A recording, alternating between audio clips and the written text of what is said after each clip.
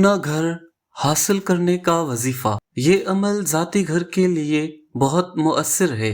اگر کوئی شخص کرایہ دار ہو اور معاشی حالت تنگ ہونے کی وجہ سے اس میں ذاتی مکان بنانے کی سخت نہ ہو تو اسے چاہیے کہ اس اسم مبارک یا مالک کو روز 10,000 مرتبہ پڑھے۔ گھر کے سب افراد مل کر پڑھ سکتے ہیں اور کم از کم 3 سال تک اس اسم کو پڑھتا رہے۔ انشاءاللہ تعالی اللہ تعالی اس کی ایسے ذرا سے مالی امداد کرے گا کہ وہ سوچ بھی نہیں سکے گا اور اپنی خواہش کے مطابق ذاتی مکان بنا لے گا انشاءاللہ عز و جل۔